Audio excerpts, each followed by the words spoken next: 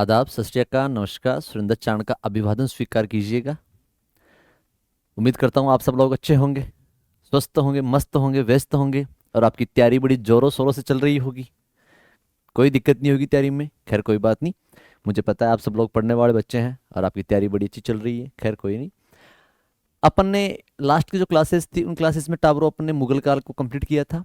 आज अपन भारत के एक ऐसे टॉपिक के बारे में पढ़ने जा रहे हैं, या अपन कहें इंडियन हिस्ट्री के वो टॉपिक के बारे में पढ़ने जा रहे हैं जिसके प्रत्येक एग्जाम में एक ना एक क्वेश्चन तो आता ही है। प्रत्येक एग्जाम में ये अपना योगदान जरूर रखता है और ज़्यादा बड़ा है नहीं, समझने लायक टॉपिक है। बड़े आराम से, बड़े धीरे धीरे अपन एक टॉपिक पढ़ेंगे, उसका नाम है, अपन कह सकते हैं, मौर्य वंश। कौन सा वंश? मौर्य वंश। तो मौर्य वंश के बारे में सारी जानकारी कलेक्ट करेंगे आज। आपने नाम सुना होगा कि चंद्रगुप्त मौर्य ने ये किया, बिंदुसार ने वो किया, अशोक ने वो किया। आज अपना टॉपिक है चंद्रगुप्त मौर्य, और इस चंद्रगुप्त मौर्य के बारे में आज अपन संपूर्ण जानकारी क्या करेंगे, कलेक्ट करेंगे। कोई दिक्कत नहीं है, कोई दिक्कत नहीं है सर। चले करें शुरुआत? सर शुरुआत कर दो। आओ बच्चों, अपन करते हैं शुरुआत। याद रखिएगा मैंने थंबनेल में कुछ इसी प्रकार का बनवा रखा है, मौर्य वंश, चंद्रगुप्त मौर्य, भारत के सबसे क्रूर शासक धनानंद का अंत। जी हाँ, आज अपन धनानंद का अंत भी करवाएंगे। सर अब मैं आपको थोड़ी सी पृष्ठभूमि बता देता हूं मौर्यों की, कि मौर्य मौर्य क्या थे, कहां से आए या क्या नहीं हुआ, वो सारा मैटर अपन पढ़ेंगे क्लास के अंदर। लेकिन मैं आपको बता दूं कि मौर्यों से पहले मगध पर राज था किसका? नंद वंश का। और नंद वंश के अंतिम शासक धनानंद की हत्या करके चंद्रगुप्त मौर्य क्या बन जाता है? राजा बन जाता है। अब इसकी हत्या की जो सारी कहानी है वो कहानी आज इस क्लास के अंदर अपन आगे जानेंगे। करें शुरुआत? कर दो गुरुजी शुरुआत। कोई दिक्कत नहीं सर। चलो आओ टाबरो, अपन करते हैं शुरुआत। मौर्य वंश, सबसे पहले याद रखने लायक बात है मौर्य वंश, इसका टाइम पीरियड कितना है? मौर्य वंश का शासनकाल या समयकाल, टाइम पीरियड कितना है? तो मौर्य वंश का शासनकाल या समयकाल है वो है 322 बीसी से 185 BC. Sir what's mean of BC? तारो सुन लेना, बिफोर क्राइस्ट। दो वर्ड आपने सुने होंगे, एक को अपन बोलते हैं एडी। क्या बोलते हैं बच्चों? एडी। और एक को अपन बोलते हैं बीसी। सर ये एडी क्या होता है, बीसी क्या होता है? अपन इन दोनों को अगर हिंदी में कहें तो टाबरो इसको बोलते हैं अपन ईसवी सन, और इसे कहते हैं ईसा पूर्व। तो कंफ्यूजन बिल्कुल भी नहीं होना है कि ईसा मसीह के जन्म से जो पहले का समय है वो क्या कहलाता है? ईसा पूर्व है। और उसी ईसा पूर्व को अपन इंग्लिश में क्या बोलते हैं? Before Christ. और इसका शॉर्ट फॉर्म क्या है? B C. कोई दिक्कत नहीं है। ईसा मसीह के जन्म का जो बाद का समय है उसे क्या कहते हैं अपन? ईसवी सन। और इसको इंग्लिश में क्या कहते हैं? एनो डोमिनी। इसलिए शॉर्ट फॉर्म क्या हो जाएगी? A D. लेकिन टावरों मैंने यहां पर लिख रखा है क्या? 322 बीसी से 185 बीसी, यानी 322 ईसा पूर्व से लेकर के 185 ईसा पूर्व तक का समयकाल था। वो कौन से वंश का राजकाल का था? मौर्य वंश का था। तो मौर्य वंश के ये सारे के सारे शासनकाल आपने पढ़ा। मौर्य वंश के अंदर जो अपने को प्रमुख राजा लोग पढ़ने होते हैं उन राजाओं के बारे में मैं आपको बता दूं। सबसे पहले अपन पढ़ेंगे चंद्रगुप्त मौर्य, फिर अपन पढ़ेंगे बिंदुसार, फिर अपन पढ़ेंगे अशोक, और फिर अपन छोटे छोटे कई राजा हैं जैसे कुणाल हैं, दशरथ हैं, संप्रति हैं, सालिसूक हैं, देववर्मा हैं, संत धनवा है। कई ऐसे शासक हैं, इनके बारे में आज अपन क्या करेंगे? विस्तार से जानेंगे। ठीक है, आज अपना मेन जो फोकस रहेगा वो किस पर रहेगा? चंद्रगुप्त मौर्य पर रहेगा। कोई दिक्कत नहीं है गुरुजी, कोई दिक्कत नहीं है। बाकी टाबरो जब आप मौर्य वंश पढ़ोगे तो मौर्य वंश में एक से बढ़कर एक इनकी अत्यधिक रूप से ऐसी जानकारियां प्राप्त होती है जो हमारे लिए एग्जाम रूप से तो महत्वपूर्ण है ही है, लेकिन अपने को वर्तमान जीवन जीने के लिए भी ऐसी कई कलाएं सिखाती है। कौन? मौर्य वंश। कोई दिक्कत मौर्य वंश में? सर कोई दिक्कत नहीं है। मौर्य वंश कहाँ है, कैसे हुआ? चलो अपन पढ़ते हैं इसके आगे। अब अपन पढ़ लेते हैं मौर्य वंश की उत्पत्ति कैसे हुई, ये भी अपन जान लेते हैं सारी चीज। आइए पहले सबसे पहले जानते हैं मौर्य वंश के जानकारी के स्रोत। स्रोत जानते हो क्या बच्चों क्या होते हैं? सर ये स्रोत क्या होते हैं? तो टावरो आपने देखा होगा कि कई जगह अपन कहते हैं कि गुप्त सूत्रों के माध्यम से हमें पता चला है कि डॉट डॉट डॉट डॉट, या अपन कहें रणवीर और आलिया की शादी होने वाली, सर उनकी शादियों का टाबर ही हो गया। खैर कोई बात नहीं, टाबर तो हो गया, वो तो आज हुआ है, अब हुआ है, पहले थोड़ा ना हुआ था गुरुजी, पहले को नहीं हो। तो अपन देखा होगा मीडिया वाले गुप्त सूत्रों के माध्यम से पता चला है कि ऐसी खबर होने वाली है, और वास्तव में वो खबर हो जाती है। जैसे अभी अभी बिहार की गवर्नमेंट ऊपर नीचे हुई है तो 3-4 दिन पहले कहने लगे थे गुप्त सूत्रों के माध्यम से पता चला है नीतीश कुमार लालू यादव के पीठ में खंजर घोंप सकते हैं। क्यों खंजर घोंपने का अर्थ क्या होता है हिंदी में? कि उनके साथ धोखा करके क्या कर सकते हैं? बीजेपी पार्टी के साथ गठबंधन कर सकते हैं। और टाबरो वही हुआ, देखा होगा आप लोगों ने। कल परसों की रिपोर्ट आपने देखी होगी कि हेमंत सोरेन सीएम पद से क्या दे सकते हैं, त्यागपत्र दे सकते हैं सर। ऐसे स्रोत, तो ऐसे स्रोत या ऐसे सोर्स जो मौर्य वंश की क्या देते हैं, जानकारी देते हैं। बताओ टाबरो, यहां तक किसी को कोई दिक्कत? अरे जानते नहीं कि अपन कहते हैं कभी कोई अपने को मिल जाए, हैं भाई ने से क्यों बेरा है, अरे भाई को बेरा कहाँ से पड़ा, बस तू चिंता मत कर, तू जटे चल ने बटे भाई चाल रहा है गो, तू जकी स्कूल में पढ़ो भी, स्कूल को भाई कहीं हो प्रिंसिपल हो, तो भाई रे आजकल देखा होगा आप लोगों ने फिर यूं। अच्छा अपने राजस्थान के तो अंदर तो डायलॉग ही चलता है, किसी को कुछ कहना हो तो अपने सीधा नहीं कहते, उसको कहते हैं ऐसे ही, आजकल तो यहाँ, तो वो समझ आता है कि आजकल किया, वो भी समझ आता है और कहने वाला भी समझ आता है। तो टावर, अब आज अपन पढ़ेंगे मौर्य वंश के स्रोत या मौर्य वंश के सोर्स। कोई दिक्कत सर? कोई दिक्कत नहीं, आओ। मौर्य वंश के तीन प्रकार के स्रोत मिलते हैं अपने को। पहला स्रोत कौन सा है, साहित्यिक स्रोत। दूसरा स्रोत कौन सा है, विदेशी स्रोत। और तीसरा स्रोत कौन सा है, पुरातात्विक स्रोत। टाबरो ये देख लीजिएगा, सबसे पहला है साहित्यिक स्रोत। सर ये साहित्यिक स्रोत क्या होता है? इसका मतलब होता है किताबों के माध्यम से जो जानकारी मिलती है, उस समय की तात्कालिक रूप से जो किताब थी, या फिर वर्त उसके बाद में ऐसी कोई बुक लिखी गई जो उस पर विस्तार से क्या डालती है, फोकस डालती है, तो उसे क्या कहते हैं, साहित्यिक स्रोत। तो टाब्रो उस समय में लिखा गया था अर्थशास्त्र, पुराण, मुद्रा राक्षस, बौद्ध और जैन ग्रंथ। अर्थशास्त्र के रचयिता कौन है? अर्थशास्त्र के रचयिता सर चाणक्य कह दो, कौटिल्य कह दो, एक ही बात है, कोई दिक्कत नहीं है सर, कोई दिक्कत नहीं है। तो इसकी पुस्तक लिखी गई थी, आपको पता है ही, पुराण, मुद्रा राक्षस। विशाखा दत्त की पुस्तक का नाम है मुद्रा राक्षस। और एक है जैन और बौद्ध ग्रंथ। इन ग्रंथों से किस वंश की जानकारी मिलती है अपने को? सर इन ग्रंथों से अपने को जानकारी मिलती है किसकी?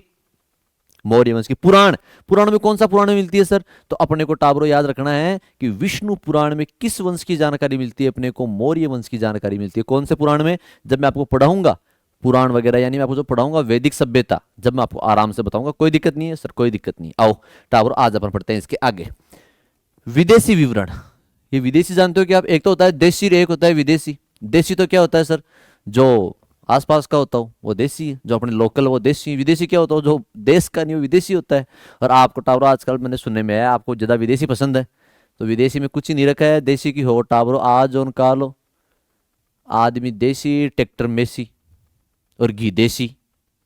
ये टावरो ए चौका लगा करे, विदेशी तो कोड कोड को है, विदेशी में कोई लेन देन नहीं है। जो असली मजा है वो किसमें है? देसी में है। तो टावरो हमेशा देसी के साथ रहा करो, ठीक है? विदेशी की चिंता मत किया करो, जो मिल जाए वो ठीक अपने हिसाब से। आप लगे रहते हो ख्वाबों में अंदर खोए रहते हो ना, आज के बाद कोई ख्वाबों के अंदर नहीं खोएगा, ठीक है? ठीक है गुरुजी, कौन खोआ, आगे सुन लेना।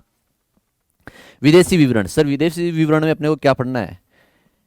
ऐसे साहित्यकार जो विदेशों से या तो उस समय आए थे या उस समय के तात्कालिक रूप से उस समय समकालीन थे, जिन्होंने मौर्य वंश के ऊपर फोकस डाला है, वो क्या कहलाते हैं? विदेशी विवरण। मेगस्थनीज, मेगस्थनीज चंद्रगुप्त मौर्य के दरबार में आता है। स्ट्रेबो और कार्टियास, ये तीन व्यक्ति हैं जो उन्होंने उस समय के तात्कालिक रूप से जो कंडीशन थी, समकालीन जो कंडीशन थी, उस पर फोकस डाला था। किसने? मेगस्थनीज ने, स्ट्रेबो ने और कार्टियस ने। कोई दिक्कत सर? तीनों में कोई दिक्कत नहीं है। टावरो आ जाओ आगे पढ़ लेते हैं। पुरातात्विक स्रोत। पुरातात्विक स्रोत क्या होते हैं? प्राचीन चीजें, अभिलेख वगैरह, मृद भांड वगैरह, स्तूप वगैरह, गुफाएं वगैरह। कोई दिक्कत सर? कोई दिक्कत नहीं है। तो पुरातात्विक स्रोतों के अंदर भी क्या मिलती है मौर्य वंश की जानकारी? सबसे पहले अशोक के अभिलेख, इंस्क्रिप्शन ऑफ अशोका। अशोका के जो अभिलेख है, उन अभिलेखों की अभिलेखों के अंदर किस वंश की जानकारी मिलती है अपने को? मौर्य वंश की। कोई दिक्कत? कोई नहीं दिक्कत। जूनागढ़ अभिलेख, जूनागढ़ इंस्क्रिप्शन। कोई दिक्कत है क्या? कोई दिक्कत नहीं सर। स्तूप और गुफा। स्तूप आप जानते हो बौद्ध धर्म के जो धार्मिक स्थल होते हैं, देखा होगा आप लोगों ने, बने होते हैं अर्ध कटोरे नुमा करते में, स्तूप कहलाते हैं। गुफा क्या होती है? गुफा सब जानते ही हो, डूंगर को खोद करके उसके अंदर बनाया जाने वाला कोचरा क्या कहलाता है? गुफा कहलाता है। अरे गुफा की परिभाषा जानते हो क्या? डूंगर को खोद करके उसके अंदर जो कोचरा निकला जाता है वो क्या कहलाता है? गुफा कहलाता है। और बहरे गुफाओं के पास मत जाया करो, आजकल यूं गुफाओं में पुरानी पुरानी गुफाएं रहती हैं, तो बरसात के समय डह जाती हैं। तो भाई रे उन गुफाओं के पास जब मत जाया करो, गुफाओं का नाम मत लिया करो अपने, तो ठीक है? गुफाओं से क्या रखा करो? दूरी रखा करो, ठीक है? डाबरो गुरुजी थे तो खेद दियो, मैं गुफा का हाथ देखा ही को नहीं, करने ही कौन जावा डूंगरा कमाए ने, समझ गा? मन था इतने समझदार तो हो ही रही। मुझे इतना तो विश्वास है कि जो मेरे बच्चे हैं ना पढ़ने वाले, जो मेरे को देखते हैं, मेरे को सुनते हैं, वो बड़े समझदार टाबर है। टाबर तो समझदार हो सर? बहुत समझदार। आ जाओ कोई बात करें। तो आप लोगों को जानकारी के स्रोत समझ आए क्या? तीन प्रकार के हैं, साहित्यिक स्रोत, विदेशी विवरण और पुरातात्विक स्रोत। अर्थशास्त्र, पुराण, मुद्रा राक्षस, बौद्ध और जैन ग्रंथ। विदेशी विवरण मेगस्थनीज, स्ट्रेबो, कार्टियस और पुरातात्विक स्रोत। अब अपन पढ़ेंगे टाबरो बहुत अच्छी अच्छी प्रकार की कहानियां, बहुत अच्छी अच्छी प्रकार की ऐसी जानकारियां जो आज तक आप लोगों ने बस केवल सुनी है, उन सबको आज अपन बड़े विस्तार से पढ़ेंगे, बड़े विस्तार से जानेंगे। एक क्वेश्चन सबसे पहले और पढ़ लेते हैं जो एग्जाम में सीधा पूछते हैं कि मौर्य वंश की उत्पत्ति, ओरिजिन्स ऑफ मौर्य डायनेस्टी या ओरिजिन्स ऑफ मौर्याज, कि मौर्य की उत्पत्ति कहां से हुई। अरे टावरो, दुनिया में कोई आदमी आसमान से टपका है नहीं कि आसमान से टपक गया और लो। दुनिया में प्रत्येक व्यक्ति की क्या होती है, उत्पत्ति होती है। जैसे दीवार है, इसको बनाने वाला भी कौन है, मिस्त्री है। आपको बनाने वाले कौन है, आपके मम्मी पापा है। मेरे को बनाने वाले कौन है, मेरे मम्मी पापा है। तो दुनिया में कोई आदमी ऐसे नहीं है कि ऊपर से टपक गया, आकाश ने फेंक दिया और धरती ने उसको कैच कर लिया। पुराने वाली फिल्मों में ये डायलॉग दिया करता था अमिताभ बच्चन। अमिताभ बच्चन को पूछते आप कौन हो, मैं, आकाश ने मुझको फेंका और धरती ने मुझको कैच किया, मैं माँ धरती का पुत्र हूं मैं। और फिल्म का नाम हो जाता कुछ भी, हर कुछ भी। तो भाई रे, उन फिल्मों के चक्कर में पड़ना ही नहीं है टावरों। अच्छा फिल्मों के नाम बड़े सुगले सुगले होते हैं। एक वो आपने फिल्म देखी होगी, उसमें कहता है वो मर्द को दर्द नहीं होता। अब मर्द से पूछ कर देखो उसको दर्द नहीं होता क्या। अरे मर्द को कोई खोपचा में खड़े होकर मर्द के लागे ना पड़ा पड़, जब मर्द का दर्द हुआ है को नहीं हुआ। लेकिन वर्तमान में समाज भी ऐसा बन चुका है, मर्द को दर्द थोड़ी ना होता है, मर्द को भी दर्द होता है। मर्द को कोई पूछने वाला चाहिए कि क्यों रो रहा है, उसको भी टावरों क्या होता है, दर्द होता है। ठीक है। और वो मैं, मेरे हिसाब से मैं उस व्यक्ति को पुरुष मानता ही नहीं जो रो नहीं सकता। जो रोएगा उसके मन में टावरों क्या होगा, दया की भावना होगी, उसको रो जाता है। और निर्दयी को कहाँ रो जाता है। इसलिए रोना व्यक्ति का एक जीवन का पार्ट है। कभी दुखी उखी हो तो रो लिया करो, आराम से रोने में कोई परहेज नहीं करना चाहिए। ठीक है। अपने को ज्यादा मर्द नहीं बनना है, मर्द को कभी दर्द नहीं होता। मम्मी भी ऐसे कहती है, और तू भैया कट रो रहे है यहाँ, तू तो छोरो है। अरे तो छोरा का भी गोडा फूटा था, मैंने भी रो जावे। लेकिन क्या ही कर सकते हैं भाई, अब कह दिया तो कह दिया। या फिर अपने गाँव में बड़ा बहाना चलता है, कीड़ी मुर्गी उठ्या उठ्या है। कीड़ी कीड़ी कीड़ी तो मरी नहीं, मेरी गोडा जरूर सुना होगा अटे। कीड़ी मार मार कर जो टावरों आज तक घर वालों ने अपने कहा है, पूछो मत। अपन देखते कीड़ी मर गई, इस कीड़ी सही में मर गई, कीड़ी की मम्मी केस करेगी, बग चलो यहाँ से। तो कोई कीड़ी मरे, कोई मकड़ो मरे, ठीक है, फूटा कहीं पे अपना गोडा फूटा, कोई दिक्कत सर, कोई दिक्कत नहीं। आओ टावर ओपन करते हैं शुरुआत मौर्य वंश की उत्पत्ति के बारे में। सबसे पहले ब्राह्मण साहित्य के अनुसार, उसके बाद जैन व बौद्ध साहित्य के अनुसार। तो टाबरो याद रखिएगा, ब्राह्मण साहित्य के अनुसार ये व्यक्ति क्या थे। मौर्यों को ब्राह्मणों ने टाबरो क्या कहा है, शूद्र। एग्जाम में सीधा पूछते हैं, ब्राह्मण साहित्य के अनुसार मौर्य हैं। टाबरो आपको पता है वर्ण कितने होते हैं, मैं आपको बता दूं, वर्ण होते हैं 4, ब्राह्मण, क्षत्रिय, वैश्य और शूद्र। ऐसा माना जाता है कि भगवान ब्रह्मा थे, उन ब्रह्मा के शरीर से चारों वर्ण पैदा हुए थे, ब्राह्मण, क्षत्रिय, वैश्य और शूद्र। ब्राह्मण थे वो भगवान ब्रह्मा के मुख से पैदा हुए। कहां से पैदा हुए, मुख से, अपन कहे जीव्या से, जीव से पैदा हुए।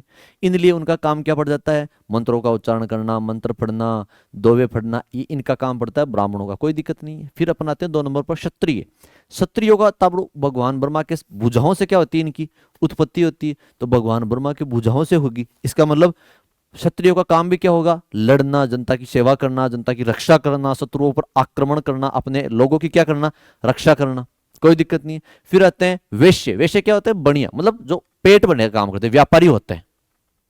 तो भगवान ब्रह्मा के पेट से, उदर से किनकी उत्पत्ति बताई गई है, वैश्य की। तो वैश्य का काम क्या होता है, और व्यापारी का काम क्या होता है, इधर का माल उधर बेचना, उधर का माल इधर बेचना, माल बेच बेच के टावरों क्या करना, जनता का पेट भरना। इसलिए इनकी उत्पत्ति कहां से हुई, उधर से हुई है।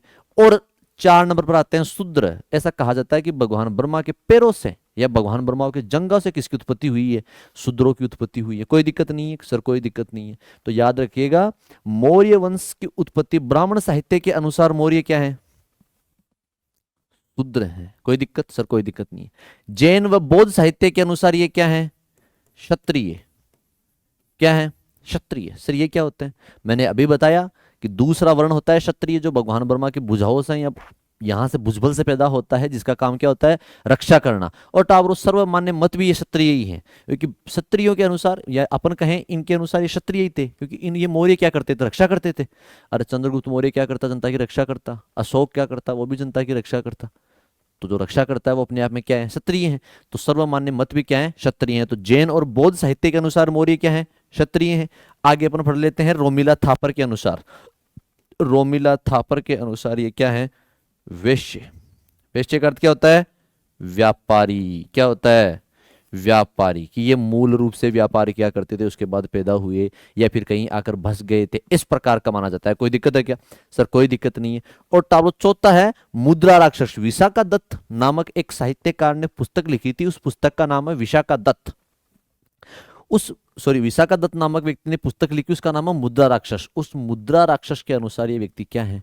तो टाब्लो सुन लेना, इनके अनुसार ये हैं वृषल, यानी निम्न वर्ग के। क्या है? निम्न वर्ग के। तो चारों के अनुसार बताओ समझ आया कि नहीं आया? सर समझ आ रखा है। जैसे सुधार से सुन लेना, ब्राह्मणों के अनुसार क्या है? शूद्र हैं। और जैन और बौद्ध के अनुसार क्या है? मतलब ब्राह्मण कहा करते थे कि ये शूद्र है। जैन और बौद्ध साहित्य के अनुसार क्या है टाबरों? ये जैन और बौद्ध साहित्य के अनुसार क्या है? क्षत्रिय है। रोमिला थापर के अनुसार क्या है? वैश्य है। और मुद्रा राक्षस के अनुसार क्या है?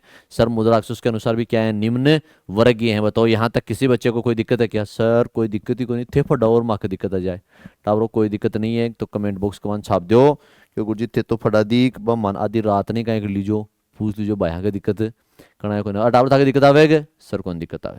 खैर कोई बात को नहीं। 1 मिनट रुको, मैं पी लूं पानी, भी के बाद आप करा शुरुआत। बड़ी अच्छी कहानी की मौर्य वंश की उत्पत्ति किया हुई। चंद्रगुप्त मौर्य, इसके बारे में टाबरों 1 मिनट रुको।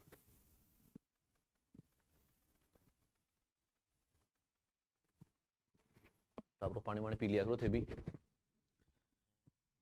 है कि नहीं? हाँ सर ठीक, आ जाओ।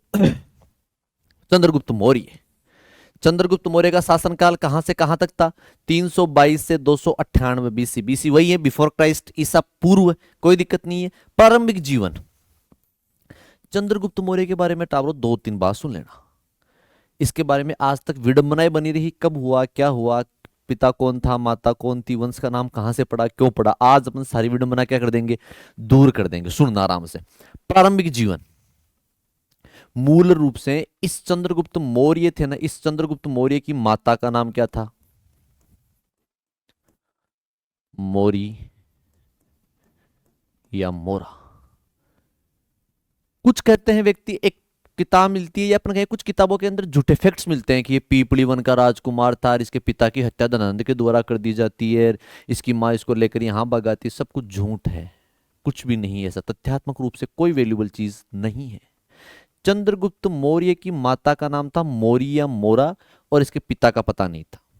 कुछ लोग कहते हैं दासी पुत्र था, कुछ लोग कहते हैं पिता मारे गए थे, जो भी रहा था, लेकिन आज तक इसके पिता की न तो कोई जात मिली है, नहीं पिता का कोई वंश मिला है, नहीं इसके पिता का कोई नाम मिला है। जितनी भी जगह आपको मिलता है इसका मतलब सब कुछ झूठ है, सब कुछ बनी बनाई बातें हैं। आज आपको याद रखना है कि इसकी माता का नाम है मौरी या मोरा। अब आपने देखा होगा कि बेटा जब पैदा होता है तो उसके नाम के आगे उसके पापा की जात लगाई जाती है। अब उसके पापा थे नहीं तो करे क्या? तो चंद्रगुप्त मौर्य ने बड़ा होकर अपनी मां मौरी या मोरा के नाम पर एक वंश बना दिया। इस वंश का टाबरो नाम क्या पड़ जाता है? मौर्य वंश। बताओ कोई दिक्कत? तो चंद्रगुप्त मौर्य की माता का नाम था मौर्य या मोरा और इस मौर्य या मोरा के नाम से इसने एक वंश की स्थापना की। इस वंश का नाम क्या पड़ जाता है? मौर्य वंश। बताओ कोई दिक्कत? सर कोई दिक्कत को नहीं। मांगा तो कालजा कमान छपकी था की बात, अरे मन था ताकत कालजा कमान छपे, कालजा कमान मेरी बताएं छाप जो, कालजा कमान टाबरो मन मत छाप रही जो ते ता कालजा कमान मन था ठेला बांडो और कोई बैठे, ठेला बांडो और कोई बैठे।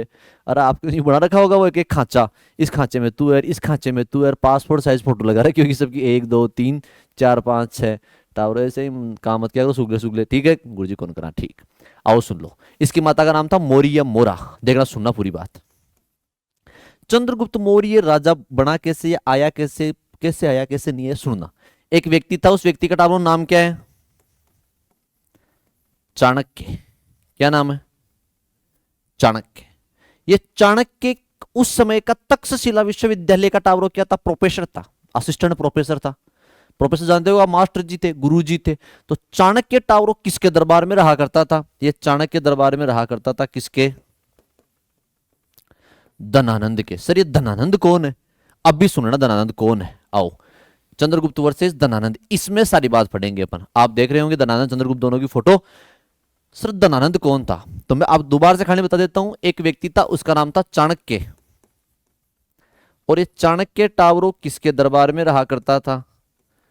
धनानंद के दरबार में रहा करता था। सर ये धनानंद कौन था? नंदवंश का अंतिम शासक। नंदवंश का अंतिम शासक टावरो कौन था? यह धनानंद था। सर ये नंदवंश क्या है?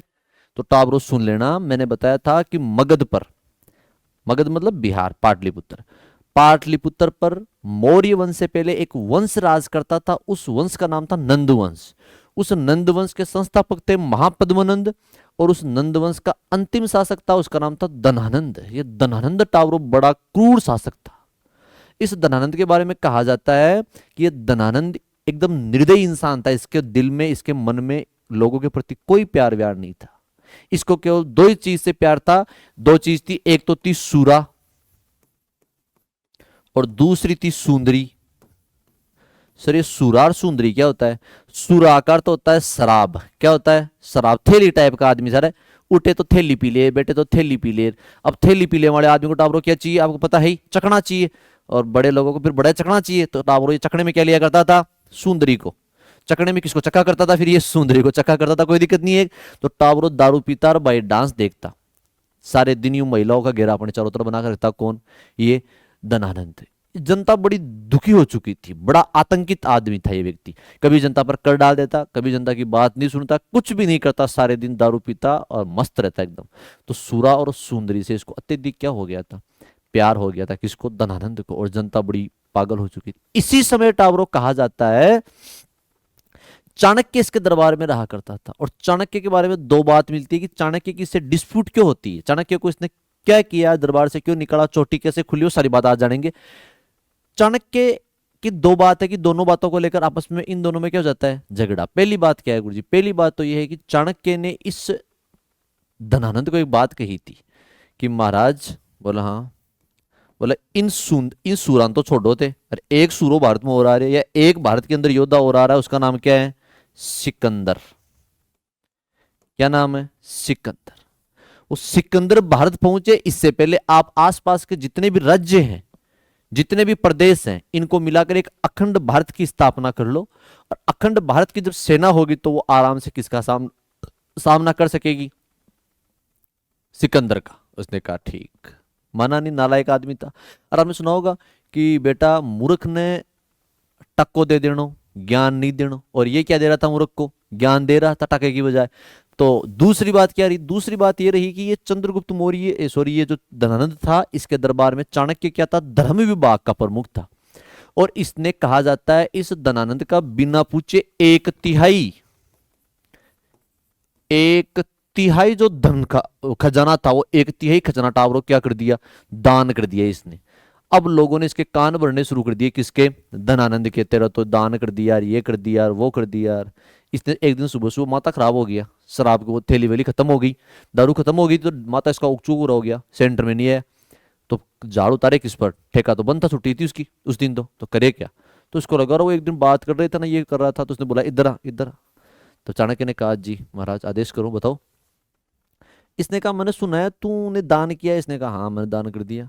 कितना किया? बोला बहुत पैसा, यूं बोरा भर भर के दान किया है। किसको पूछ कर किया? पूछना क्या था, मैंने कर दिया। इसने कहा वो पैसा किसका था? पैसा तो आपका था, तो तूने दान कैसे कर दिया? इसने कहा मैंने कर दिया यार, ऐसे ऐसे। इसने कहा पैसा पापा का नहीं है, पैसा किसका है? धनानंद का है। और इस बात से भयभीत होकर धनानंद ने टावरों क्या कर दी? उसको पद से हटा दिया था। कुछ लोग तो कहते हैं ये मैं पद से हटा दिया था, और कुछ लोग ये तो कहते हैं कि जब धनानंद के पास में आता है चाणक्य, तो चाणक्य के टावरों क्या देता है? ये ठोकर मार लेता है, लात से मार देता है, पैर से मार देता है।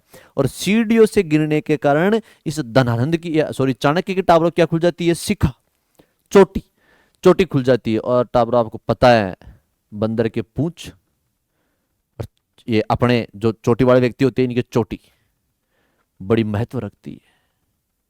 तो ऋषि मुनि के चोटी टावरों, उसने कहा ये चोटी नहीं खुली है, ये शिखा नहीं खुली है, ये इस मगध में एक प्रलय लेकर आएगी। और मैं आपको बता दूं कि मैं जा रहा हूं मगध से, और जिस दिन मगध लौटूंगा, उस दिन मगध का सर्वनाश कर दूंगा। हमेशा हमेशा के लिए पाटलिपुत्र से नंद वंश का अंत कर दूंगा। याद रखिएगा धनानंद।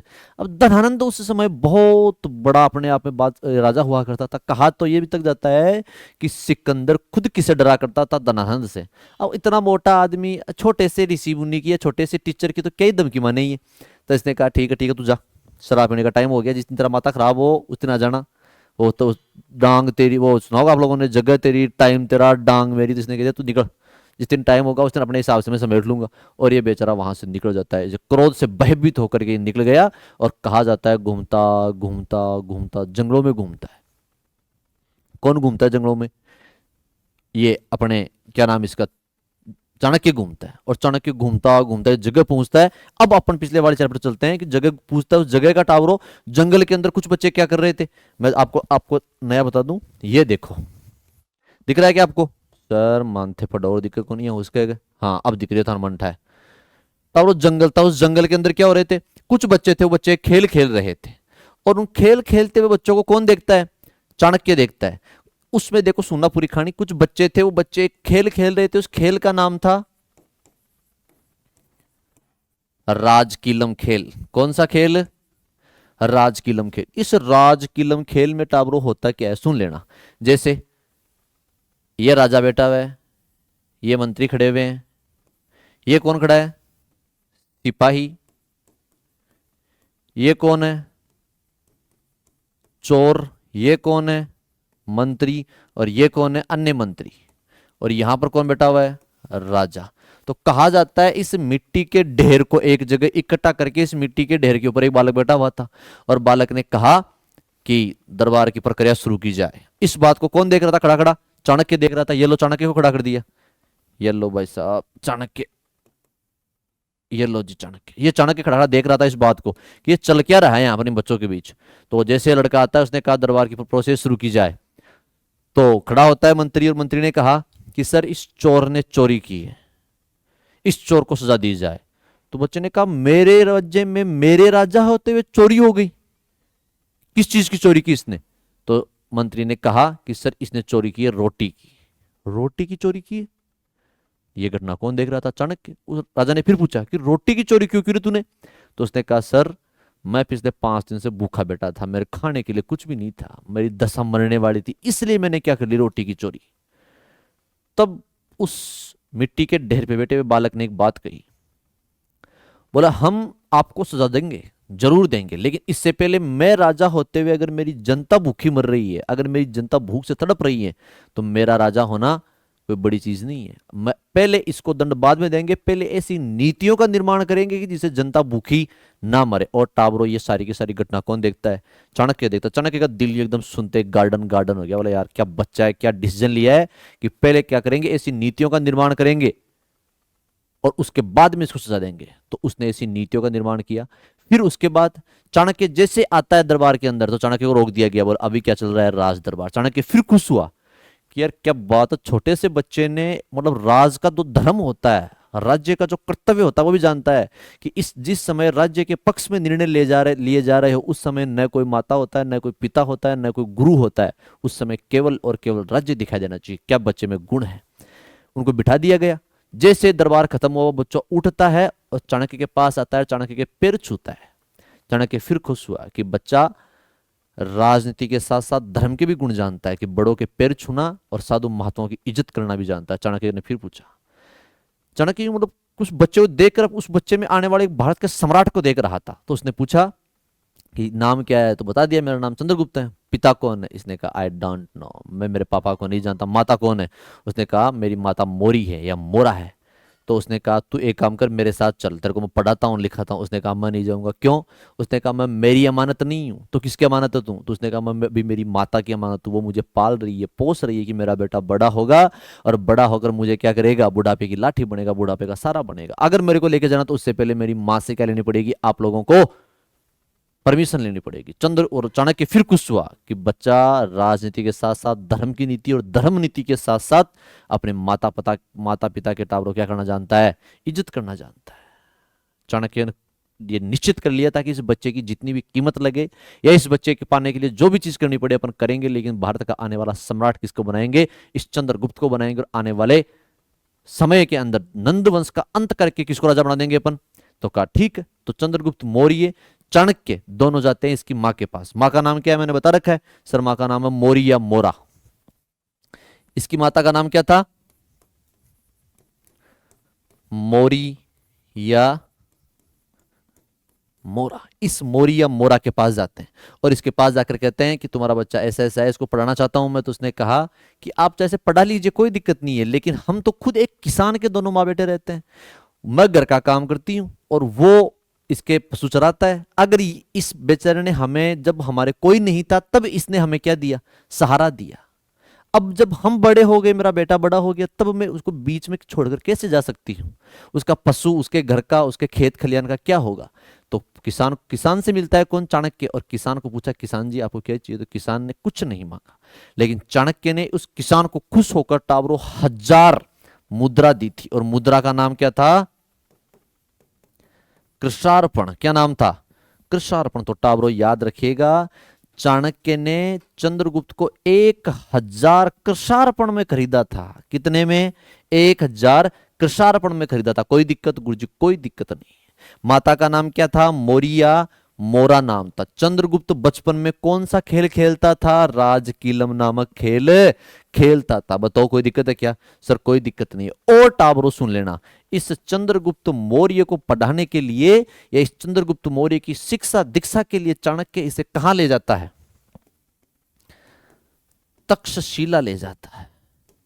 कहां ले जाता है, तक्षशिला। सर तक्षशिला कहां पड़ता है वर्तमान में, तक्षशिला वर्तमान में पड़ता है पाकिस्तान। उस समय के भारत के दो बड़े विश्वविद्यालय, तक्षशिला बड़ा विश्वविद्यालय था, कई और विश्वविद्यालय भी थे। वैसे भारत के दो बड़े विश्वविद्यालय थे प्राचीन काल में।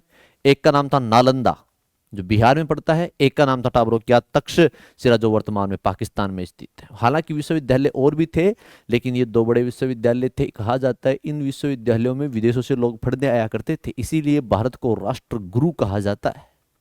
कोई दिक्कत, कोई दिक्कत नहीं सर, खेल समझ आ गया, माता का नाम समझ आ गया। और इसी माता के नाम से जब वो बड़ा होता है तो एक साम्राज्य की स्थापना कर देता है। उस साम्राज्य का नाम क्या है बच्चों, मौर्य साम्राज्य। बताओ कोई दिक्कत है क्या, सर मौर्य साम्राज्य का मान तो मान आधी रात ने पूछ लीजिए खड़ा कर चावल बताओ रहे, आधी रात ने सुता है कहूंगा चारण सर मान ओ पढ़ायो, सुरेंद्र जी गुरु जी मान ओ पढ़ायो।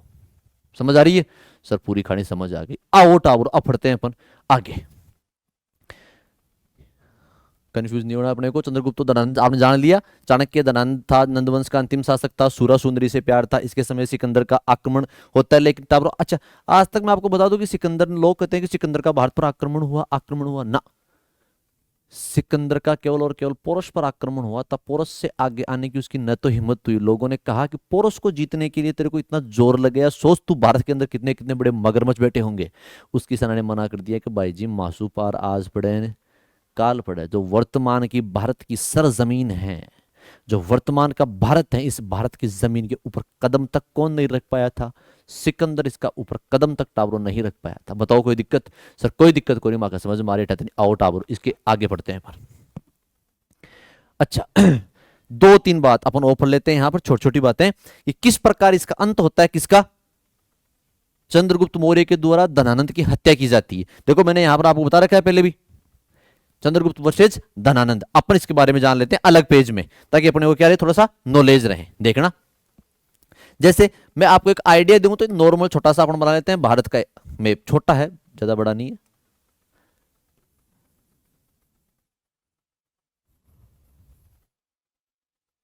ये टाप उधरवा छोड़ो। अब मैंने आपको बता रखा था कि इसकी शिक्षा दीक्षा कहां पर हो रही थी उस समय, तक्षशिला। और तक्षशिला टावरो कहां पड़ता है, पाकिस्तान में। और इसका जो साम्राज्य था मगध, वो मगध कहां पर था, बिहार में। मगध, या अपन इसको कह सकते हैं पाटलिपुत्र, पाटलिपुत्र।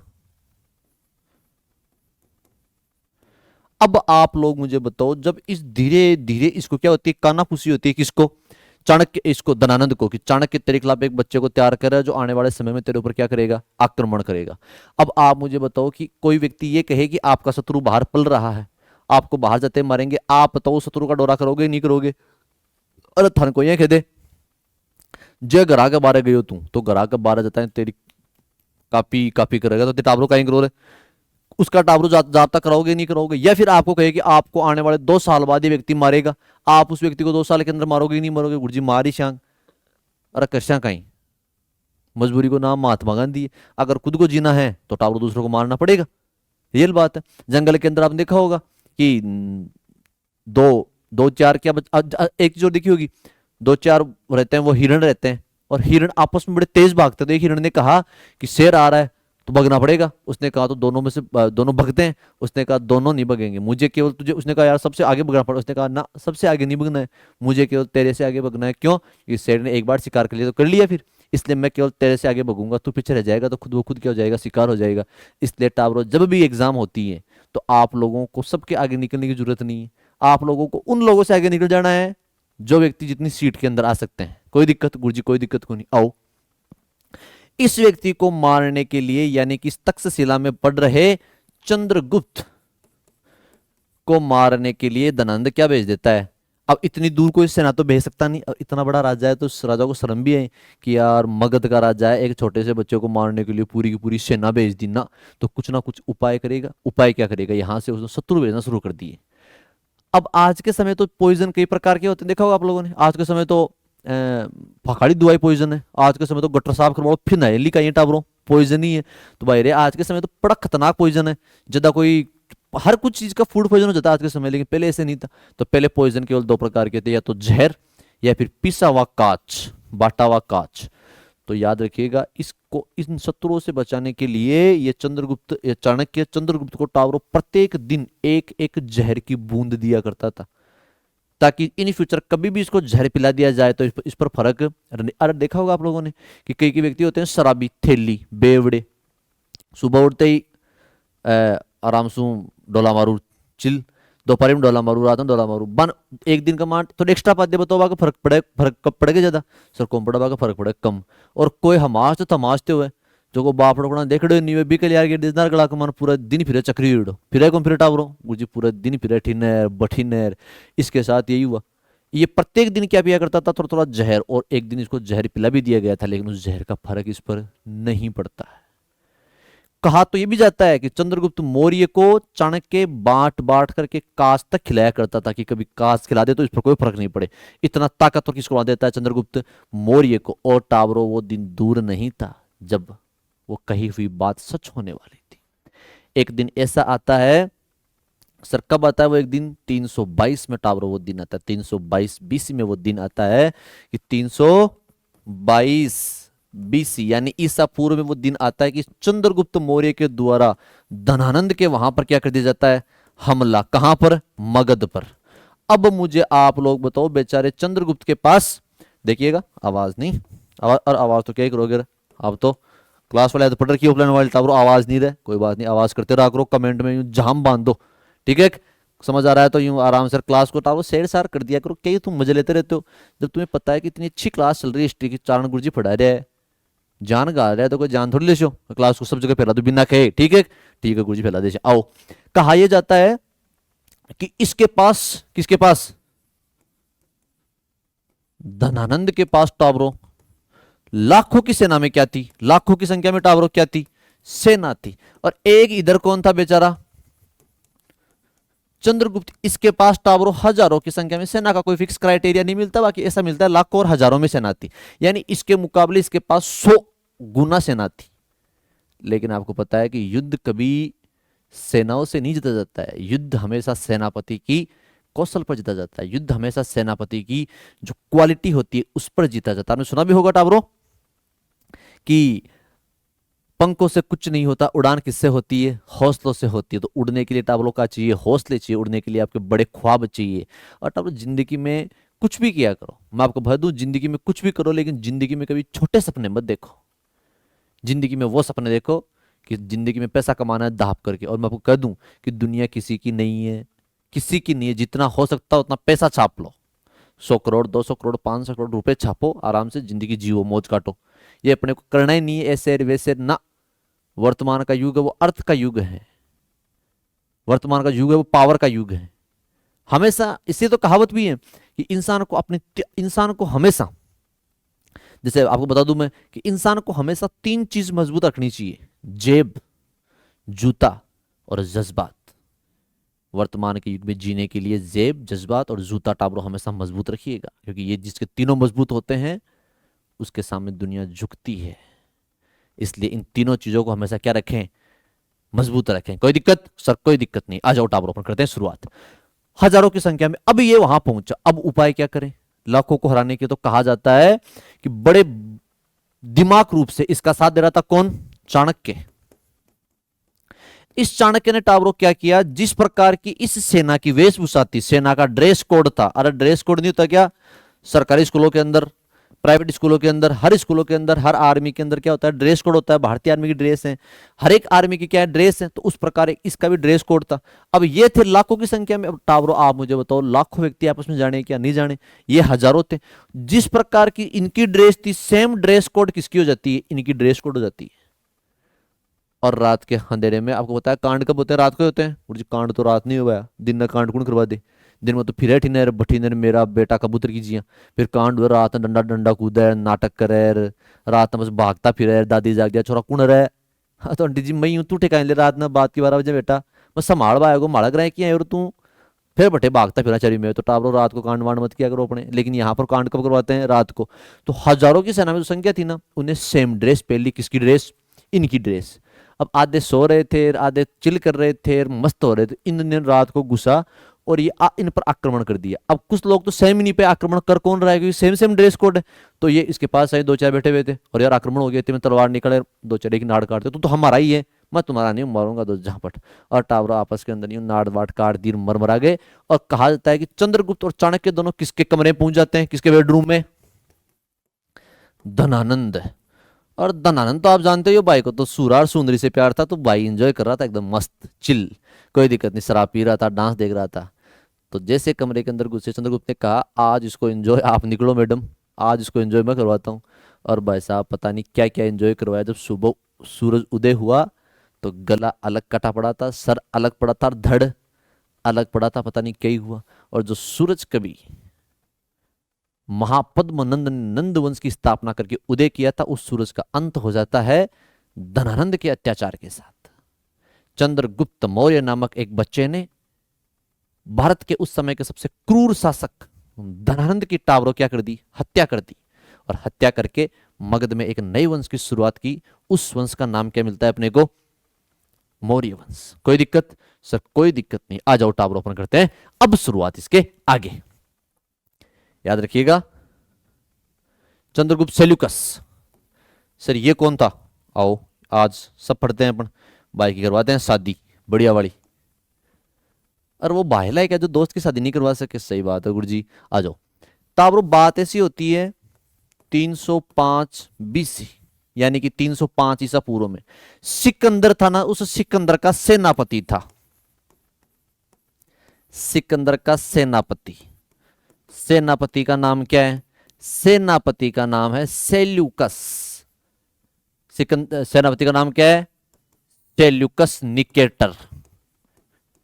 ये सेल्यूकस निकेटर टावर होता है क्या है? सिकंदर के बारे में कहा जाता है कि सिकंदर अपने घर से लगभग 20 साल तक बाहर रहा था, जिंदगी भर लड़ता रहा लड़ता रहा लड़ता रहा। और सिकंदर अपने घर से 20 साल बाहर रहा, और सिकंदर की 32 साल में टावर क्या हो जाती है? मृत्यु। तो आप मुझे बताओ घर से कितने साल में बाहर आ गया? 12 साल में। अब जो व्यक्ति 12 साल में घर से बाहर आ गया, 20 साल तक रात दिन डांग बजावे, रात दिन यूं लड़ रहा है टावर, क्या उसके टावर होंगे क्या? वो जी सपना में कोई नहीं बिका टावर खट्टे हुई टावर तो कोई गला ठालो बेटे बिका हुआ है। तो टावर इसके टावर नहीं थे, किसके? सिकंदर के। अब सिकंदर जब मर रहा था तो सिकंदर को लगा यार क्या ये खुले हाथ आए हैं, खुले हाथ जा रहे हैं, कुछ लेके नहीं है और कुछ लेके नहीं जा रहे हैं, तो ये मैंने पूरी दुनिया जीती, अब इस दुनिया को संभालेगा कौन? तो उसने बुलाया अपने सेनापति को। सेनापति का नाम क्या था? Seleucus Nicator. सेल्यूकस को बुलाया। सेल्यूकस ने कहा इधर आ। सेल्यूकस ने कहा बताइए महाराज। उसने कहा देख मेरा अंतिम समय बहुत नजदीक है। अच्छा तो जो मैंने दुनिया जीती है, जो मैंने छत्र जीते हैं, वो सब कुछ आज से तेरा है। उसने कहा महाराज सब कुछ? वो घर बार घर के अंदर जो रहते हैं? उसने कहा सब आज से तू जाने, तेरा काम जाने, सबको तेरे को संभाल। उसने कहा चिंता मत करो मैं सबको संभाल लूंगा, लेकिन मेरी एक शर्त है। क्या? मेरी शर्त ये है कि आप, मेरा ये सपना था कि मैं भारत को जीतूं, तू भारत को जीतेगा। उसने कहा कोई दिक्कत नहीं है, आप सल्टो, मैं किसको सल्टा दूंगा? भारत को सल्टा दूंगा। उसने कहा ठीक। और टावरो कौन, किसकी मृत्यु के बाद राजा कौन बन जाता है? सेल्यूकस की मृत्यु, सिकंदर की मृत्यु के बाद सेल्यूकस निकेटर क्या बनता है, राजा बनता है। कोई दिक्कत है क्या सर? कोई दिक्कत नहीं, आ जाओ। इसकी मृत्यु के बाद राजा बनने के बाद टावरो भारत में आक्रमण करता है 305 बीसी में। आप भी तो सुना होगा कि दादा की इच्छा बाप पूरी करता है, बाप की इच्छा बेटा पूरी करता है। यहाँ खुद की इच्छा पूरी नहीं हो रही और खुद धक्का खाता फिर रोड के ऊपर। तो टावरो सुन रहा होगा आप लोगों ने। इसके बारे में कहा जाता है आक्रमण तो कर दिया, लेकिन टावरो तब उस समय भारत की तात्कालिक जो राजनीतिक स्थिति थी वो बदल चुकी थी। जो कभी नंदवंश का राजा हुआ करता था, अब राजा किसका बन गया था? मौर्य वंश का राजा बन चुका था। और मौर्य वंश के शासक चंद्रगुप्त के समय टावरो आक्रमण करता है। शायद इसको लगा था कि यार अपने जो गुरुजी थे, अपने राजा थे, उनका नाम था सिकंदर। सिकंदर के समय राजा कौन था? धनानंद। वो मर गया तो अब शायद जीतने में क्या होगी? आसानी होगी। लेकिन टावरो खुदा को कुछ और मंजूर था, भगवान को कुछ और मंजूर था। इस चंद्रगुप्त मौर्य ने किसको हरा दिया युद्ध में? सेल्यूकस निकेटर को। अब सेल्यूकस निकेटर को हराकर टावर उसको घुटने के बल बिठा दिया। और इसके मुंह में क्या डाल दिया? दूब का तिनका। दूब का तिनका डालकर घुटनों के बल बिठाकर हाथ खड़े करवा दिए, छोड़ दे छोड़ दे, धूल खाई धूल खाई। इसके बारे में करवा दिया टावर। इसके बारे में अब बताओ कैसे पार पड़ेगी? इसने कहा गलती हो गई, आज के बाद ऐसी गलती कभी जिंदगी में भूल कर भी नहीं करूंगा। इसने कहा ठीक है, लेकिन ऐसे पार नहीं पड़ेगी तो संधि करनी पड़ेगी मेरे से। अब टावर आपको पता है जीतने वाला संधि करता है हारने वाले के साथ, और ये संधि करता है। अब संधि में कहा जाता है इसने कौन कौन सी चीजें मांगी। आइए अपन जानते हैं संधि में क्या क्या चीज मांगी, क्या क्या चीज नहीं मांगी। बताओ आप लोगों को समझ आ रहा है क्या? ये सेल्यूकस देख लो, ये अपना कौन है? मौर्य शासक है। कोई दिक्कत नहीं है सर? कोई दिक्कत नहीं है, आओ। सबसे पहली चीज क्या मांगी? हाँ इधर मत कोई इधर ही जा रहे हैं, फूट इसी बाई पर ही जा रहे हैं अपन। टावरो इसने पूछा यार बैठ जा संधि करेंगे, तो दोनों संधि की। तो संधि में पहली शर्त क्या है? इसने कहा जब अपन दोनों लड़ रहे थे तो वो पीछे एक लाल लाल ड्रेस में बड़ी यूं बाल खोल कर यूं बड़े खूबसूरत इंसान घूम रहा था, वो कौन था? इसने कहा वो सैनिक था। इसने कहा ना ना ना ना, उसने बाल खोल रखे थे। और अब सैनिक बाल कैसे खोलता है? और लाल सलवार कुर्ते पहन रखे थे। आप देखो कई कई बार ऐसे होता भी है, लाल कलर में इंसान वास्तव में खूबसूरत लगता है। और बाल खुले हो, लाल कलर हो, बिंदी लगा रखी हो, आंखों में टावर वो सूरमा बना रखा हो, और मतलब यूं क्या एक खूबसूरती होती है कई लोगों की। टावर देखा होगा आप लोगों ने। तो उसने कहा वो लाल लाल ड्रेस में घूम रही थी वो कौन थी? उसने कहा कोई नहीं थी। उसने कहा नहीं नहीं नहीं बताना पड़ेगा कौन थी कौन थी। उसने कहा बता रहा है कि मारू दुबार से। उसने कहा वो मेरी बेटी थी। तो मेरे को मतलब माँ मेरे को वही चाहिए। क्या चाहिए तेरे को? वो तू कहाँ काला भूत, कहाँ वो धौली धप, कहाँ वो राजा बहुत, कहाँ गंगू तेरी। इसने कहा ना ना, कैसा ही हो भाई, काला तो क्या हुआ भाई, है तो दिल वाला, शादी करूंगा तो उसे करूंगा। उसने कहा तू जानता ही नहीं। क्यों? वो कपड़े सिलाती है किससे? मनीष मल्होत्रा से। और तू कपड़े सिलाता है किससे? तो उसने कहा मैं तो इधर ही वो अपने टेलर है गली के अंदर, उसी से सिलवाता हूँ। तो तू कटिंग किससे करवाता है? तो उसने कहा वो कटिंग करवाती है बड़े बड़े यूं हेयर कट में, बड़े बड़े जो सैलून होते हैं उसमें। तू? इसने कहा था रोड बैठ रहते हैं ना वो 10 रुपए के अंदर इधर उधर कट मार देते हैं, उनसे कटिंग करवाता हूँ। तू कपड़े किसके पहनता है? उसने कहा मैं कपड़े पहनता हूँ फोर्थ कॉपी। कॉपी के हमारे जो हाथ लग जाए वो पहनता हूँ पापा के, और बड़े भाई के, और छोटे भाई के। वो पहनती है जारा के। अच्छा तो तू सेंट क्या लगाता है? उसने कहा भाई सेंट नहीं लगाता भाई, साबुन रगड़ता है केवल। तो वो क्या लगाती है? वो गुच्ची प्राडा लगाती है। तो करे क्या? और तेरे सेट नहीं है। किसने कहा मैं जानो मेरा काम जाने, भाई के पास पैसा बहुत है, पैसे के लगा दूं मैं डेहरी, जो तू हो जाए मेरी। मैं शादी करूंगा तो उसी से करूंगा, वरना मैं शादी करूंगा ही नहीं। तो उसने कहा शादी करनी पड़ेगी, तो शादी कर ली। इस सेल्यूकस की टावर एक बेटी थी, उस बेटी का नाम था हेलना। क्या नाम था? हेलना। अपन इस हेलना का नाम किस जगह नाम मिलता है? हेलन। हेलना कह दो, हेलन कह दो, एक ही बात है। इसकी शादी किससे हो जाती है? चंद्रगुप्त मौर्य से हो जाती है। तो टावरों आप देखते हो सीमा, ये वर्तमान में सीमा पाकिस्तान से आए हैं ना ना, भाई ने पहले बाजी मार ली थी। इधर अड़ोस पड़ोस नहीं गया भाई, सीधा यूरोप गया, और यूरोप से भाई लेकर आता है। इसलिए टावरों याद रखिएगा भारत में सबसे पहले अंतर्राष्ट्रीय विवाह, मान्यता प्राप्त अंतर्राष्ट्रीय विवाह करने वाला कौन था? चंद्रगुप्त मौर्य। तो जब भी कभी जाओ आप यूरोप या रोवर घूमने के लिए, कह दिया करो हम जीजाजी हैं आपके। क्यों? या हम सगाजी हैं, संबंधी हैं आपके जुआरिदों में। क्यों? हमारा जो एक परदादा था उसका नाम था चंद्रगुप्त, उसने तुम्हारे यहाँ पर क्या की थी? शादी की थी। तो टावरों पहली अंतर्राष्ट्रीय जीजाजी कौन? ये। और पहली अंतर्राष्ट्रीय भाभी जी कौन है? हेलना थी। तो टावरों इस हेलना के बारे में कहा भी जाता है कि हेलना इतनी खूबसूरत थी, जब चंद्रगुप्त मौर्य जब आता है मगध में, तो लोग चंद्रगुप्त मौर्य को तो जयकारे लगाते हैं कम, और हेलना को देखते ही यूं आय हाय क्या ही लग रही है, क्या ही बात है। और टावर हेलना के दो चार तो आपकी तरह थे, तो सुबह सुबह घर के बाहर खड़े हो जाते ही हूँ, कब हेलना मुंडा धोने आएगी और कब हेलना को अपन देखेंगे। तो हेलना के बारे में कोई दिक्कत है क्या? सर कोई दिक्कत नहीं है हमें, आ जाओ। पहली शर्त तो ये मांगी। दूसरी शर्त क्या मांगी? अब भाई बेटी का ब्याह हो तो दहेज तो हो गई भाई, नॉर्मल सी बात है यार, पहले राजा महाराजा में दहेज का प्रचलन था। आज आप भी जोक लग जाते हो, पहले तो कहते हो ब्याह करा दो रे, ब्याह करा दो। और वो कहता है तेरे को कोई टेम्पो में सीट नहीं दे, शादी कहाँ से करेगी तेरी, और जैसे जॉब लगती है फिर टाबरो आपका जैसे रंग काला हो और धोला हो, आपको मिलता है गोरा गोरा रसगुल्ला साग। पीछे से आवाज आती है, देखते रहते हैं बेचारे भाई लोग, वो कहते हैं क्यों भगवान खूबसूरती गलत हाथों में दे रहा है। पीछे से आवाज आती है इसके पास गवर्नमेंट जॉब है, फिर आप भी कहते हो नेक्स्ट नेक्स्ट, इसका नाक लंबा, ये लंबा, वो हो गया, फिर कहते हो हमें कुछ नहीं चाहिए, छोटी सी वो चाहिए इसको फॉर्च्यूनर। वो कहता है तेरे को टेम्पो में सीट नहीं दी, तेरे को चाहिए फॉर्च्यूनर। तो इसके बारे में टावरो सुन लेना। इसको 4 क्या दिए गए थे, छत्र दिए गए थे। एरिया, अराकोशिया, जेंड्रोसिया और पेरिपिंस डाई। बताओ कोई दिक्कत? इन चारों को अपन वर्तमान में क्या बोलते हैं सर? इनको बोलते हैं काबुल, कंधार, बलूचिस्तान और हेरात।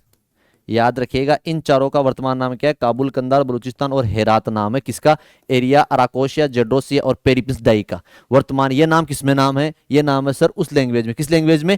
यूनानी भाषा में। और ये किसमें है वर्तमान में? वर्तमान में नाम है काबुल, कंधार, बलूचिस्तान। तो 4 इसको क्या दिए थे? बड़े बड़े प्लाट दिए थे भाई इसको। तो भारत का प्रथम मान्यता प्राप्त अंतरराष्ट्रीय शासक भी कौन बन जाता है? चंद्रगुप्त मौर्य। बताओ कोई दिक्कत? गुरु जी कोई दिक्कत नहीं। अब भाई साहब आगे बढ़ते हैं, आ जाओ। मेगस्थनीज, श्री मेगस्थनीज कौन था? तो चंद्रगुप्त मौर्य इसके पास गया। चंद्रगुप्त मौर्य ने कहा कि पापा धोख सेल्यूकस देख रहा, पापा कब बन गया तेरा? में उसने कहा वो आपने बेटी पढ़ना दी तो पापा ही हो गए यार, और तो क्या ही हो गया। उसने कहा ना ना, कल परसों तो मेरे को मार रहा था, आज पापा पापा कह रहा है। उसने कहा नहीं नहीं नहीं पापा, की बात ये है कि वो आप मतलब अब सगा संबंधी हो गए तो पापा ही होंगे, और तो क्या ही होंगे। तो तो अब आप एक काम करो, मैं आपको कुछ इनाम देता हूं। तो चंद्रगुप्त मौर्य ने, याद रखिएगा, इस चंद्रगुप्त मौर्य ने सेल्यूकस को टावरो क्या दिए थे? 500 हाथी।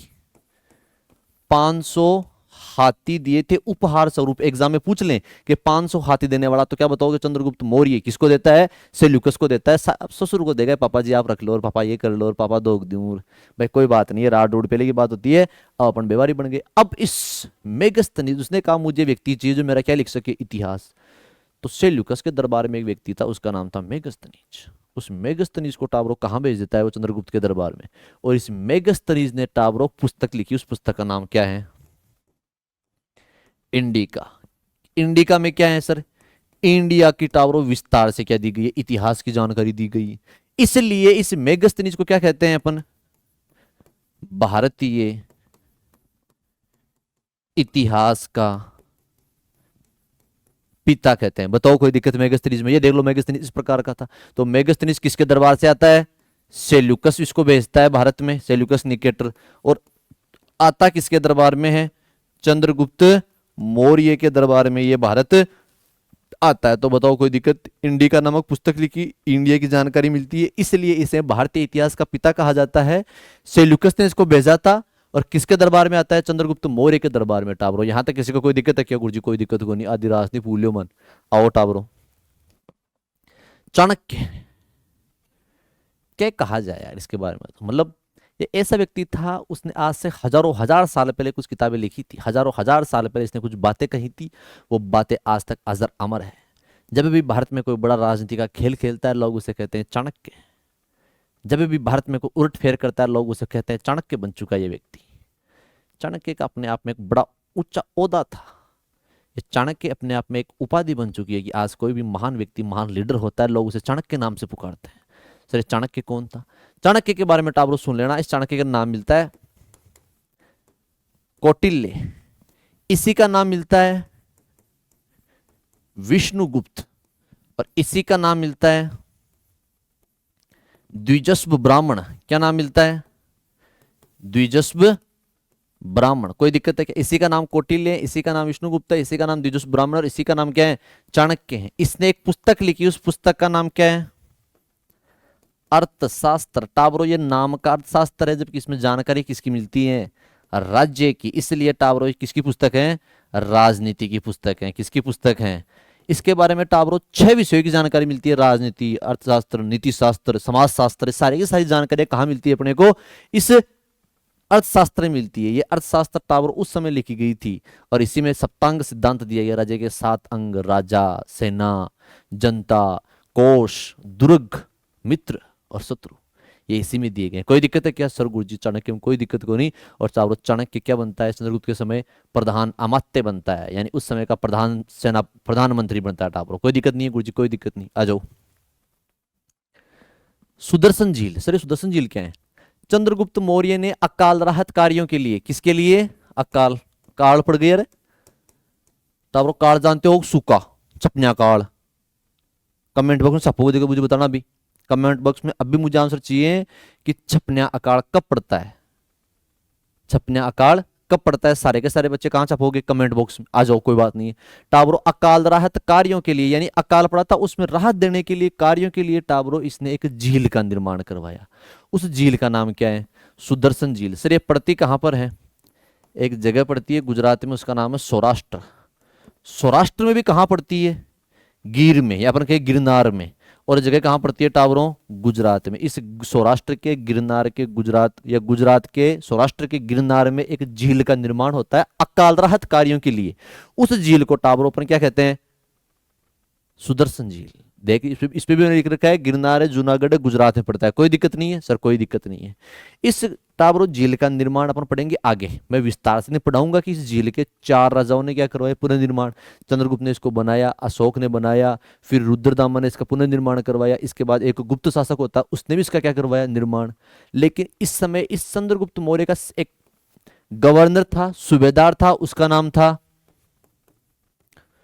पुष्यगुप्त, या अपन कहें पुष्य भूति। पुष्यगुप्त बोल दो, पुष्यगुप्ती बोल दो, चलो कोई दिक्कत नहीं। पुष्यगुप्त नाम के व्यक्ति ने टावरो क्या करवाया था? इसका निर्माण करवाया था। किसके समय? चंद्रगुप्त मौर्य के समय। बताओ यहां तक किसी बच्चे को कोई दिक्कत है क्या? गुरुजी माँ का कोई दिक्कत को नहीं, आधी रात नहीं मन पूछ लीजिए, आ जाओ टावरो। फिर मन टारे था कि दिक्कत हुई कौन सी? चंद्रगुप्त मौर्य की मृत्यु। टावरो इसकी मृत्यु की कहानी सुनना। चंद्रगुप्त मौर्य के समय भयंकर अकाल पड़ा। क्या पड़ा? अकाल पड़ रहा था। अकाल पे अकाल, अकाल पे अकाल, सूखा पे सूखा।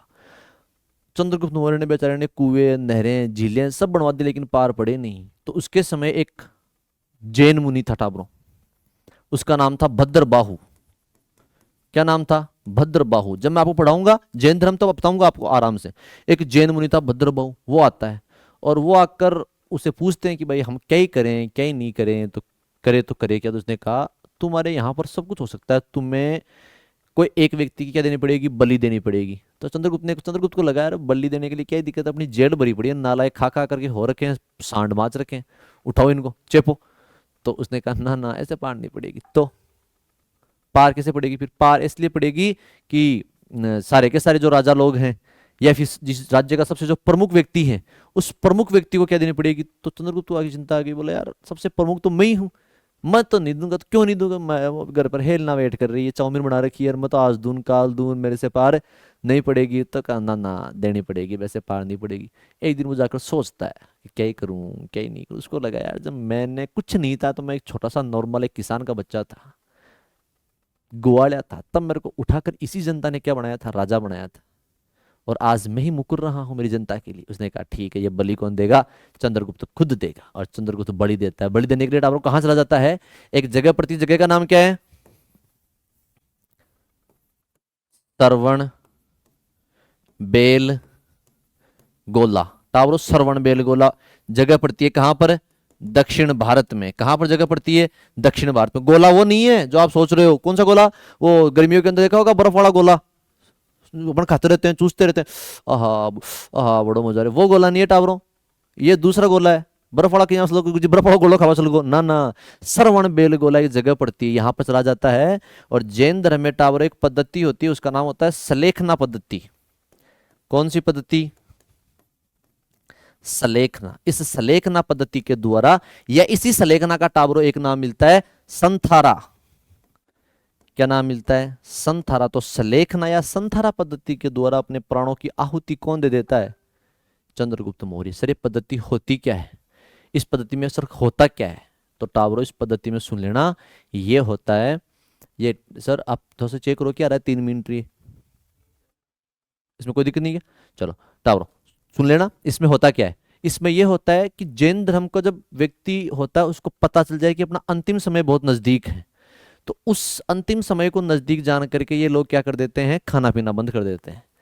और खाना पीना बंद करने के बाद अपने प्राणों को त्याग देते हैं। इस पद्धति को क्या बोलते हैं? सलेखना पद्धति, जो पद्धति वर्तमान में क्या है, सरकार द्वारा प्रतिबंध कर दी गई है। तो इस पद्धति के द्वारा श्रवण बेलगोला में टावरो यह क्या करता है? अपने प्राणों की आहुति देता है। कौन? चंद्रगुप्त मौर्य। बताओ यहाँ तक चंद्रगुप्त मौर्य में टावरो किसी बच्चे को कोई दिक्कत है क्या? सर कोई दिक्कत नहीं है। समझ आ रहा है? सर समझ आ रहा है, कोई दिक्कत नहीं है। तो अपन चंद्रगुप्त मौर्य को क्या कर लेते हैं, एक बार फटाफट रिवाइज कर लेते हैं चंद्रगुप्त मौर्य के बारे में। सबसे पहले मैं शुरू से आपको दिखा देता हूं।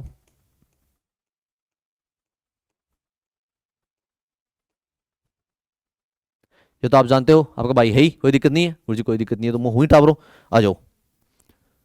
मौर्य वंश, मौर्य वंश का शासनकाल 322 ईसा पूर्व से 185 ईसा पूर्व तक है। मौर्य वंश के प्रमुख शासक ये हैं, चंद्रगुप्त मौर्य, बिंदुसार, अशोक, कुणाल, दशरथ, संप्रति, सबके बारे में पढ़ेंगे। लेकिन आज अपन विस्तारित रूप से फोकस किस पर कर रहे हैं? चंद्रगुप्त पर। ठीक है गुरु जी, आ जाओ। शासनकाल आप मैंने समझा दिया आपको। एडी क्या होता है, बीसी क्या होता है, ईसा पूर्व क्या होता है, ईसवी सन क्या होता है, सर समझ आएगी। साहित्यिक स्रोत, मौर्य वंश की जानकारी किन स्रोतों से मिलती है? तो तीन स्रोतों से इनकी जानकारी मिलती है। पहला क्या है? साहित्यिक स्रोत, दूसरा क्या है? विदेशी विवरण, तीसरा क्या है? पुरातात्विक स्रोत। कोई दिक्कत नहीं है गुरु जी, कोई दिक्कत को नहीं। तो अर्थशास्त्र, पुराण, इनमें तो आप मुझे लगता है समझ आ गया होगा। मौर्य वंश की उत्पत्ति ब्राह्मणों के अनुसार शूद्र हैं, जैन व बौद्ध साहित्य के अनुसार क्षत्रिय हैं, रोमिला थापर के अनुसार वैश्य हैं, और मुद्रा राक्षस के अनुसार क्या है? निम्न वर्ग के व्यक्ति है। कोई दिक्कत नहीं है गुरु जी, कोई दिक्कत नहीं है। चंद्रगुप्त मौर्य का शासनकाल 322 से 298 बीसी है। प्रारंभिक जीवन मौर्य था। इनकी माता का नाम मौर्य, मोरा, इसलिए वंश का नाम क्या पड़ा? मौर्य। फिर अपन ने पढ़ा चाणक्य और धनानंद का सारा राड। ये आपने जानी कि ये बचपन में कौन सा खेल खेलता था? राजकीलम नामक खेल खेलता था। इसकी माता का नाम क्या था? मौरी, मोरा था। इसको चंद्रगुप्त ने कितने रुपए में खरीदा था? 1000 कृष्णार्पण में टावर इसको खरीदा था। और इसकी शिक्षा दीक्षा कहाँ हो जाती है? तक्षशिला में होती है। कोई दिक्कत नहीं है गुरुजी, माँ का कोई दिक्कत को नहीं। आधी रात नहीं भूली जो मान, आ जाओ। आधी रात ना भयामा को पूछू था। चाणक्य और धनानंद, टावर मैंने बताया नंदवंश का अंतिम शासक था। सूरा और सुंदरी से प्यार था। और टावर इसकी हत्या कौन कर देता है? चंद्रगुप्त मौर्य कर देता है। मगध में किस वंश की नींव रख देता है? मौर्य वंश की। फिर आ जाओ, ये देखो मैंने बता रखा था किस प्रकार मारा और किस प्रकार नहीं मारा, ठीक है ना। आ जाओ, ये भी मैंने क्या बता रखा था। अच्छा, लड़ाई बता दी पूरी की पूरी। फिर क्या पढ़ा आप लोगों ने इसके बाद में? Chandragupta versus Seleucus. सेल्यूकस का आक्रमण कब था? 305 में। सेल्यूकस निकेटर कौन था? चंद्र सिकंदर का सेनापति था। मैंने बता दिया भारत जीत ले वो कर ले। और टावरो हार कौन जाता है इसमें? सेल्यूकस। जीत कौन जाता है? चंद्रगुप्त मौर्य। अब जीतने वालों को संधि करनी पड़ती, जीतने वाले को तो संधि करेगा वो तो हारने के साथ। और बेटी मांग ली हेलना हेलन, 500 हाथी दे दिए उपहार में। 4 बड़े बड़े प्लाट यानी 4 बड़े बड़े क्या ले लिए? देश ले लिए। कौन कौन से? एरिया, राकोशिया, जेड्रोसिया और पेरिपिंस डाई। इनको अपन हिंदी में क्या बोलते हैं? काबुल, कंदार, बलूचिस्तान और हेरात बोलते हैं। कोई दिक्कत नहीं है गुरुजी, कोई दिक्कत को नहीं। आ जाओ। फिर मेगस्थनीज इंडिका नामक पुस्तक लिखता है। इंडिका में क्या है? इंडिया का इतिहास है ये, इसीलिए इसे क्या कहते हैं? द फाउंडर ऑफ, या sorry, the father of Indian history कहते हैं, भारतीय इतिहास का पिता कहते हैं। इसके बाद सेल्यूकस निकेटर ने इसको भेजा था किसके दरबार में? चंद्रगुप्त मौर्य के दरबार में। चाणक्य के बारे में मैंने बता दिया, इसी का नाम है कौटिल्य, विष्णुगुप्त, द्विजस्व ब्राह्मण और अर्थशास्त्र, सॉरी इसी का नाम क्या है? चाणक्य कौन सी पुस्तक लिखता है? अर्थशास्त्र लिखता है। कोई दिक्कत नहीं है गुरुजी, कोई दिक्कत को नहीं। फिर आ जाओ, सुदर्शन झील टावर यूं कहीं पढ़े थे? एक मान गुरुजी में पढ़ा, अकाल राहत कार्य के निर्माण होता है। ये वर्तमान में है कहां पर? गुजरात के सौराष्ट्र के गिरनार में है। बनाने वाला कौन था? चंद्रगुप्त का सेनापति था। चंद्रगुप्त का उस समय का गवर्नर था, नाम क्या था उसका? पुष्यगुप्त था। कोई दिक्कत को नहीं गुरुजी, कोई दिक्कत को नहीं। आ जाओ। चंद्रगुप्त मौर्य की मृत्यु कहां होती है? श्रवण बेलगोला में होती है। किस पद्धति के द्वारा? सलेखन या संथरा पद्धति के द्वारा। पद्धति आप लोगों ने जान ली। और टावरो ये किस व्यक्ति के साथ जाता है? दक्षिण भारत, भद्रबाहु के साथ। यहां से एक क्वेश्चन और मिलता है कि चंद्रगुप्त मौर्य किस धर्म का अनुयायी था? तो क्या बताओगे आप? जैन धर्म का अनुयायी बन जाता है। बताओ कोई दिक्कत है क्या किसी बच्चे को? टावरो ये आप फोटो देख रहे होंगे, बृहतेश्वर बाहुबली घोर की फोटो है। कहां पर? श्रवण बेलगोला में। यहां तक किसी बच्चे को कोई दिक्कत है क्या? गुरुजी माँ कोई दिक्कत को नहीं। टावरो कोई दिक्कत नहीं है। तो आपका प्यार मान सम्मान इसी प्रकार बना रहे। उम्मीद करता हूं सबको समझ आ रही होगी। समझ आ रहा है तो कमेंट बॉक्स में छाप दो। ओके, थैंक यू, धन्यवाद। स्वस्थ रहो, मस्त रहो, व्यस्त रहो। सुरेंद्र चाणक्य का अभिवादन स्वीकार करो। Okay, thank you.